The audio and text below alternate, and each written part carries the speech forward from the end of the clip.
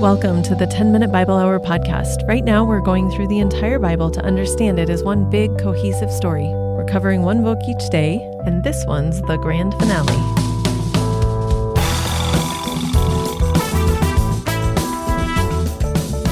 Hey, my friends, it's Matt. This is the 10-Minute Bible Hour podcast, and you and I just finished up a thing together. We went through the whole Bible, one book per day until we're done, and I feel really good about it. I feel like I've got a much better sense of how the Bible works than I ever have before.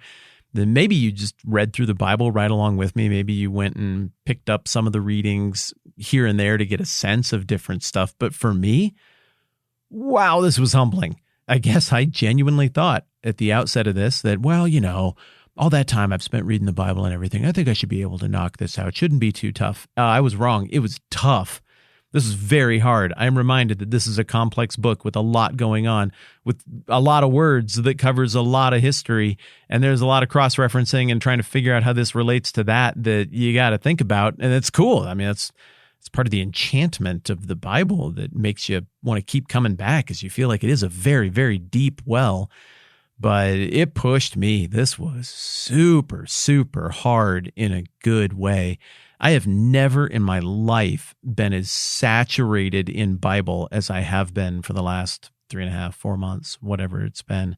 What an amazing feeling to have that much Bible in my brain at once. I've never felt that before. And it's not like I have the whole thing, memorized or on lockdown. I find myself already going back and re-listening to episodes from the series to be like, okay, now what happened in that book again? And what did I see there? And like, oh, okay, oh yeah, that's right. So I'm already using this as a resource for myself as well. But I will say this, I've never had this much Bible in my active, readily accessible memory part of my brain at once, ever in my entire life. And so as I go around through life, just, doing business and running around town and hanging out with friends and watching a movie or a TV show or playing sports or listening to music or looking at Twitter or whatever, it is amazing how much stuff from the Bible is popping into my mind every time I see anything. I'm like, oh yeah, that's just like that thing from Joel. Oh, it's totally like what Amos said in that one place. Oh, remember that thing from Jude? It's just like that. And I think that's pretty fun, even if obviously I don't have the comprehensive understanding of the entire Bible at the level that the real true Bible mega genius scholars do. But I know that there's a wide variety of places that you are coming from as you have gone through the Bible with me here. I know that there's some of you who are absolutely blessed with a gift of faith and clarity and vision for things that are spiritual and involve God. And you see that in every moment of your life, and you just wanted an excuse to spend more time around the Bible because it's life-giving and clarifying for you. Hopefully, this is a useful exercise. I know that also some of you who are listening are a little more like me, where you just can't help but have some of the skepticism and some of the obnoxious raise your hand and ask questions every 5 seconds kind of approach to the thing, but also there's joy in the discovery of how it hangs together. And if you're like me, I am imagining this was an encouraging process for you, because it's one of those deals where you look close, almost kind of peering through your fingers like, man, I really think there's a God behind this, and it'd be really cool if there were. And all right, we're going to go dive deep into the Bible and let's see what we see. And then you look close with me and you're like, this is even better than I thought it was. This smacks of truth and continuity, and even so many of the critiques that might spring into my own mind or that I hear from other people. No, the Bible seems to be able to bear the weight of those pretty well. I know that there are others of you who have been around church and then something went wrong. I don't know, maybe it was something inside, maybe it was a church thing, maybe some kind of calamity. I really, really get that. Maybe you're just numb from the spirit of the age and that 80s, 90s, early 2000s youth group kind of Christianity made a lot of sense, and then things got weird culturally. And I know for some of you, crisis is the right word, and you miss when there was clarity to things spiritually and about God, and you would welcome that. But also you feel a degree of turmoil about it, and a degree of turmoil about going to church. I get it. I hope that for you going through this process, it eliminated the middleman as much as possible and put you in a place where you could quickly digest a whole bunch of Bible and Bible ideas and maybe hit the reset button a little bit and go back to the basics of what the whole thing, the whole narrative of God and the Bible about all of history and where people fit. Maybe you could hit the reset button on that a little bit and find some encouragement in it. I know there are others of you who are just straight up unpersuaded that there is a God at all, but you're intrigued by religion. You are highly empathetic and you care about robust systems of thought that inform other people's lives and assumptions. And you looked at this and you were like, yeah, this would be a relatively efficient way to understand this very influential document, and I'll give it a go. As I've said before, I have huge respect for that level of thinking outside of yourself and that level of intellectual curiosity. And for you, I hope that at minimum, you come away going, man, there really is a tremendous amount of internal cohesion to that. And maybe at a maximum, I don't know, I'll just straight up say it. I hope you come away from looking that closely at the Bible and you're like, well, maybe there is a God. I want to think about this some more. And further, I know that there are a bunch of people listening to this who do believe there's a God, but you have a completely different set of convictions about that than I do. Maybe from completely a different religion or maybe a very different expression of Christian faith. Whoever you are, wherever you're coming from, I think it's amazing that we found a way to get together and think about something that we're told, supposedly, everybody's supposed to fight about and just be mad about all the time. But we didn't. We just hung out together and talked about things that are transcendent and meaningful. And hopefully we did all of that with the underlying assumption that you can just dismiss anything you want to about my opinions or what I'm saying. I mean, come on, it's a podcast. You can do whatever you want. And maybe just ratcheting down that pressure a little bit makes it that much easier for us to think about deep water stuff with people who aren't just exactly like us in every single way. And I am very hungry for that at this point in the unfolding of history and culture in our civilization. So whoever you are, wherever you're coming from, thank you for doing this. I wouldn't want it any other way. The big picture, maybe final word here on this whole, what do we do with the Bible thing and what did we just read? I've been thinking about it like this. It seems like the Bible covers 4 eras, maybe 5, and it leaves a question mark about one more that even though I don't have an answer for it, I want to ask on the way out the door as we wrap up this series here. The first era, I'm gonna divide it up like this. The first era is before time. This is before existence as we know existence, and we get a little glimpse into that world where there is God, pure being, essence, I am, and God decides that instead of there not being things, there are going to be things, and that gets us into this second era, which is the bulk of the Old Testament. God makes stuff, and sin and failure and destruction and injustice and wrongness and the entropy and the second law of thermodynamics, breaking down everything that is destructive gets introduced into that beautiful thing that God built.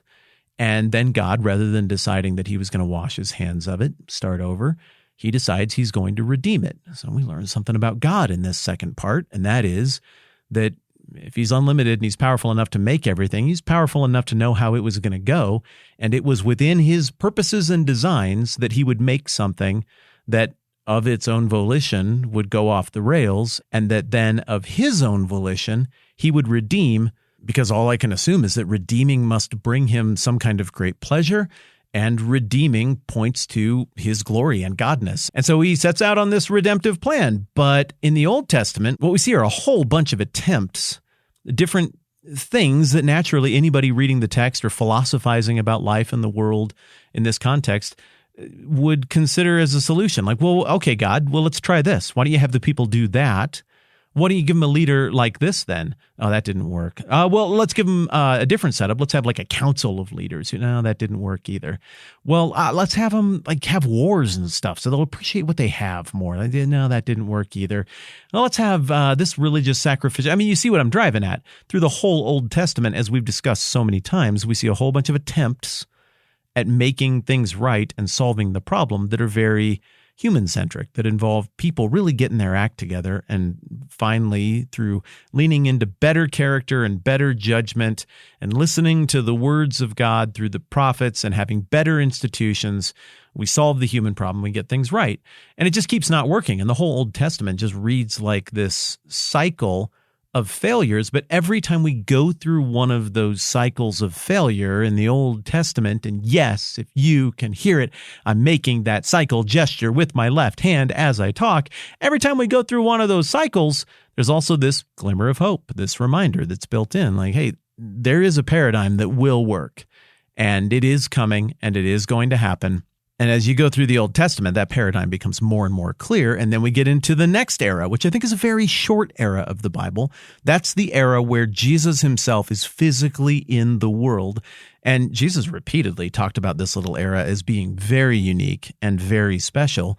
But this is the part where the paradigm change happens. This is the new deal, the new covenant. This is where the heavy lift shifts from, well, here are all the different ways we could have humans try to really work this thing out, to, okay, can we just all admit that humans cannot solve this catastrophe, that this is a calamity that we cannot put back together, we can't put the toothpaste back in the tube, God is going to have to do all the lift on this in order for it to work. And so God shows up, puts on flesh, lives this perfect life, teaches this stuff, goes to the cross, dies, and is resurrected. And that little window, that's the ticket. That's the pivot moment for the whole thing.